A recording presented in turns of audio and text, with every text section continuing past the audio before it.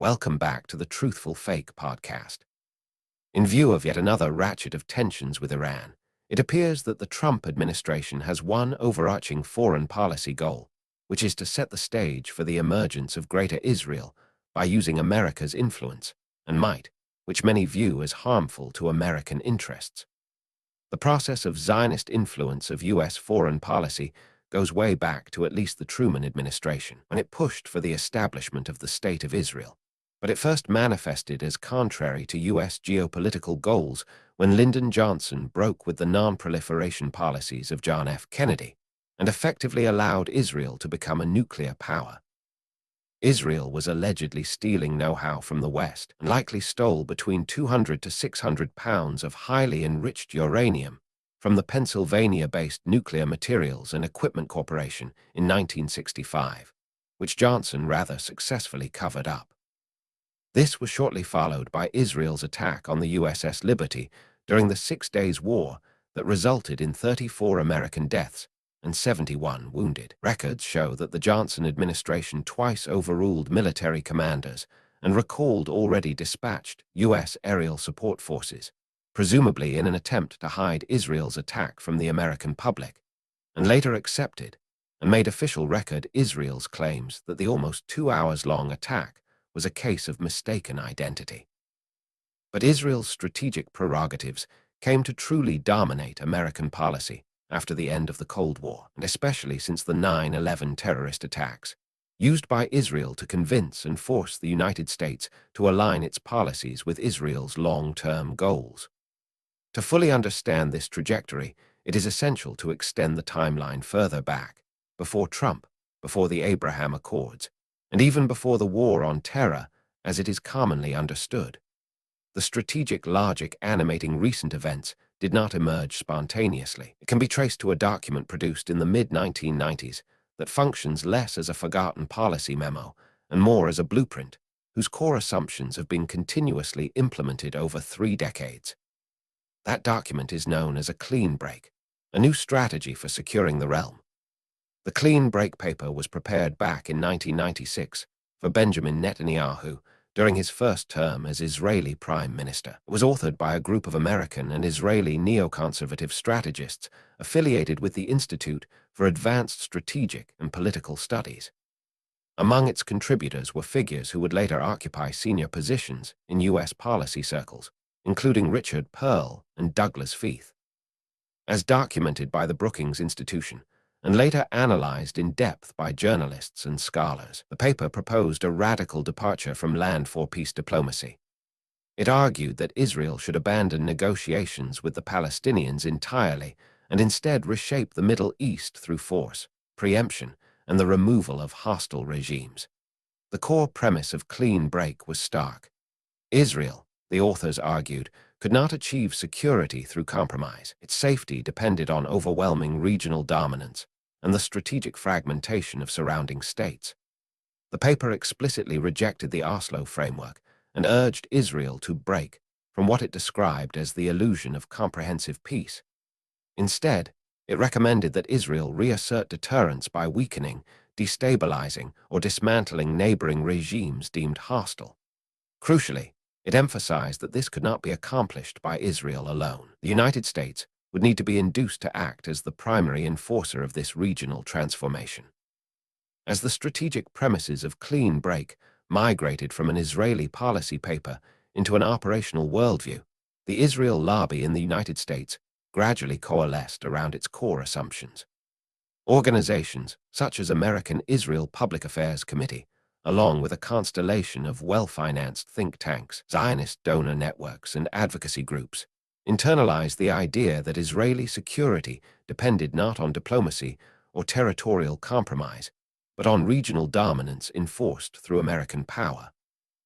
Over time, this translated into a systematic effort to align U.S. domestic politics with Israel's maximalist objectives. The lobby's success lay not only in elite influence over Congress and the executive branch, but in its ability to broaden its social base. As documented by political scientists and journalists, pro-Israel advocacy increasingly framed Israeli expansionism as congruent with American values, national security, and even divine mandate, creating a durable coalition that extended far beyond traditional foreign policy circles. A crucial pillar of this expansion was the deliberate cultivation of evangelical Christian support. Long before Trump, Israeli leaders and US-based pro-Israel strategists recognized that evangelical theology, particularly Christian Zionism, provided a mass constituency receptive to the greater Israel vision. Evangelical leaders preached that Jewish sovereignty over biblical lands was a prerequisite for prophetic fulfillment, transforming geopolitical questions into matters of faith. In the 2010s and beyond, this religious alignment fused with a broader cultural backlash. Later, as segments of the American working and middle classes grew alienated by the increasingly authoritarian excesses of woke politics, diversity, equity, and inclusion programs, and elite liberal moralizing, Israel was repositioned as a symbol of resistance to progressive orthodoxy. Israeli leaders, media allies, and US-based advocacy groups emphasized Israel's self-presentation as a militarized nation-state, unapologetic about borders, identity, and the use of force. This messaging resonated with voters who felt marginalized by forced cultural and economic shifts, allowing support for Zionist expansionism to be reframed as part of a wider struggle against liberal cosmopolitanism. In this way, by the end of the Biden presidency, the Israel lobby helped bind clean break's strategic logic to a potent blend of religious conviction, cultural grievance, and populist politics, mobilizing Christian and working-class backing for policies that, at their core, advanced Israeli territorial ambition and regional dominance. This helped re-elect the MAGA-branded Donald Trump, who at the same time openly bragged at AIPAC in 2024 that nobody else comes even close to him in their support for Israel. But back in 1996, Iraq was identified by the clean break authors as central to set the strategy in motion. Saddam Hussein's regime, though at the time not an immediate military threat to Israel, was viewed as a linchpin whose removal would trigger a domino effect across the region. In the immediate aftermath of 9/11, Netanyahu used the tragedy to present Israel as aligned with vital American interests, and with the help of the Israel lobby, successfully shifted the American public's focus from Afghanistan to Iraq, arguing that Iraq was an existential threat to the United States through narratives such as Iraqi suitcase WMDs exploding in New York. The clean break strategy could not be realized without American boots on the ground, and the paper's authors and the Israel lobby used their influence in the George W. Bush administration to make it happen. As the strategy outlined, once Iraq was dismantled, Syria would be strategically isolated, Iran would be weakened, and Palestinian resistance would lose critical state support. The paper explicitly called for rolling back Syrian influence in Lebanon and confronting Iran as an eventual objective. Regime change was not framed as an end in itself, but as a means toward regional reordering. When viewed through this lens, the U.S. invasion of Iraq in 2003 can be seen not as a resources grab folly or as the result of sincere beliefs in bad intelligence, but as the first major implementation of the clean break logic. While the public justification centered on weapons of mass destruction and terrorism, analysts at the Carnegie Endowment and former intelligence officials later acknowledged that these claims were deeply flawed. What was correct, however, was the strategic outcome envisioned by clean break. Iraq was shattered as a regional power, its military dismantled, its state institutions hollowed out, and its territorial integrity weakened. Israel's most formidable conventional adversary was removed without Israel firing a shot. The overlap between the clean break authors and U.S. war planners was not incidental. Figures associated with the paper entered the George W. Bush administration at senior levels. Douglas Feith became Under-Secretary of Defense for Policy. Richard Perle chaired the Defense Policy Board. Their arguments about Iraq closely mirrored the strategy they articulated for Netanyahu in 1996. As subsequent academic studies have noted, the war's architects consistently framed Iraq not only as a U.S. security problem, but as a strategic pivot for reshaping the Middle East in ways favorable to Israel. The consequences unfolded largely as clean break anticipated. With Iraq neutralized, attention shifted west and east. Syria was placed under mounting pressure, accused of sponsoring terrorism and destabilizing Lebanon.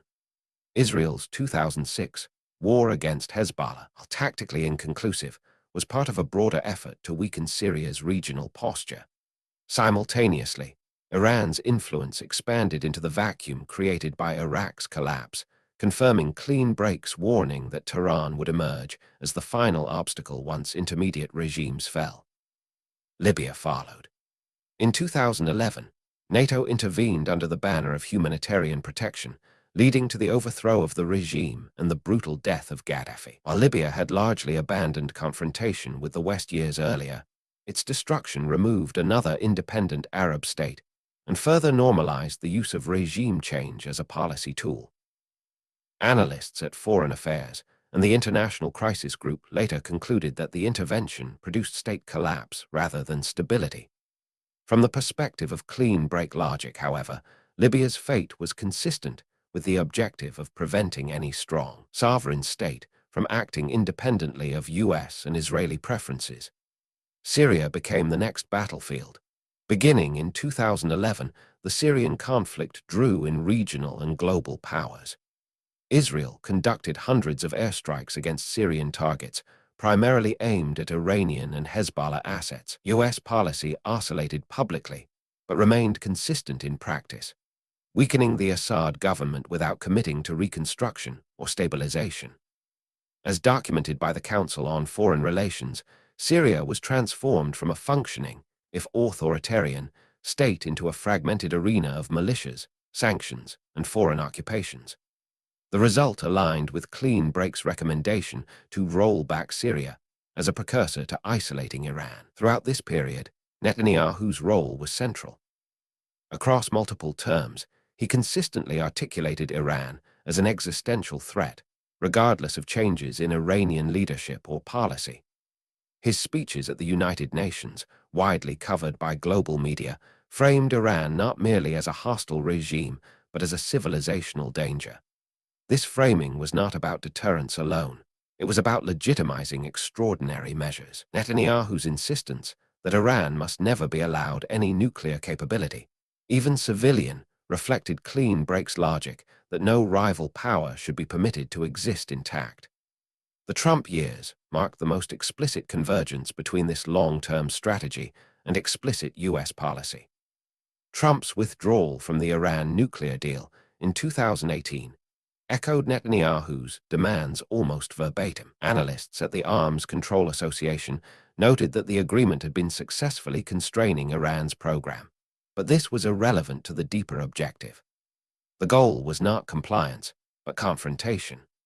Sanctions were reimposed not to extract concessions, but to create economic and social pressure severe enough to fracture the Iranian state. This is where the distinction between regime change and state fragmentation becomes critical. Clean Break did not advocate simply replacing unfriendly leaders with friendly ones. It envisioned the permanent weakening of rival states through internal division.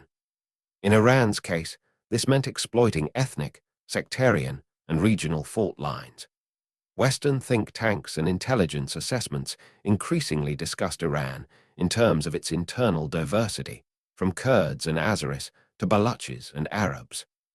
The subtext, as scholars at the Quincy Institute have observed, was not reform but disintegration. Trump's maximum pressure campaign fit neatly into this framework.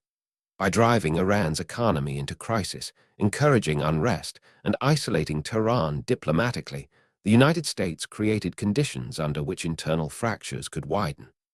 Israeli strikes on Iranian assets in Syria and elsewhere tested red lines while avoiding full-scale war.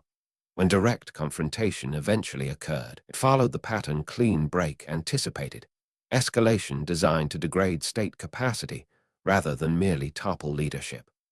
The particular timing of the Venezuela operation should be understood as an extension of this same strategy on a global scale. By eliminating Iran's external lifelines and allies, the United States narrowed Iran's strategic depth. The objective was to leave Iran isolated, economically strangled, and internally strained, while Israel retained freedom of action across the region. Seen this way, The impending attacks against Iran are not an end point, but the culmination of a 30-year strategy. Iraq was broken. Libya collapsed. Syria was bled and fragmented. Each step removed a layer of resistance, leaving Iran as the final intact state capable of challenging Israeli regional supremacy. The emphasis on breaking Iran rather than merely changing its government reflects Clean Break's core insight. A weakened, divided Iran would pose no threat to Israeli expansion or to the permanent burial of Palestinian statehood. This also explains why Palestinian issues recede further with each phase. Clean Break treated the Palestinian question not as a problem to be solved, but as a distraction to be neutralized once regional opponents were eliminated. By removing state backers of Palestinian resistance and normalizing Israeli dominance, Palestinian aspirations could be managed indefinitely without resolution. Trump's policies, Netanyahu's alliances, and the Israel lobby's influence converge to operationalize this vision. When critics argue that these outcomes are accidental or driven by short-term politics or personal traits, they miss the continuity. From 1996 to the present, the same assumptions recur. Peace is weakness. Negotiation is delay. Stability is less important than dominance. And the United States, with its unmatched power, is the indispensable instrument. In this expanded timeline, Trump is not the architect but the accelerant. Netanyahu is not merely reacting to threats, but executing a long-standing doctrine. Clean Break provides the connective tissue that links Iraq to Libya, Syria to Iran, and Venezuela to the Middle East. What we are witnessing is not a series of disconnected crises, but the late stages of a strategic project, decades in the making. As this project advances, regional instability deepens, and the American-imposed international law erodes, and the prospect of a just resolution for Palestinians fades further into the background. The United States lost enormous amount of goodwill, credibility, and influence after it attacked Iraq on behalf of Israel, and its continuing unconditional backing of Israel, which has become a rogue and increasingly theocratic belligerent state, is harming American alliances necessary to maintain superpower status and providing strategic and propaganda opportunities for adversaries like China and Russia. Yet, from the perspective of those who authored Clean Break and those who implemented its strategy, America's potential dethroning is an acceptable price for achieving Israel's permanent strategic dominance. President Trump appears to be intent on furthering Clean Break's goals, and if he mires American into another war on behalf of Israel, he may bring about not only the breakup of Iran, but the end of the United States as a superpower. We should add that this is not a defense of the Ayatollah, of Maduro, or of the regimes that were toppled, as we believe that most were despotic. It is also not an argument that at certain points, Israel's interests and U.S. goals do not align. What we are pointing out is that the grossly outsized influence of Israel over the American political establishment is clearly detrimental to the larger geopolitical interests of the United States, and to its ability to remain the dominant superpower in the face of a growing, adversarial China-led coalition. Thank you for listening. If you found this analysis valuable, please click the thumbs up button and subscribe.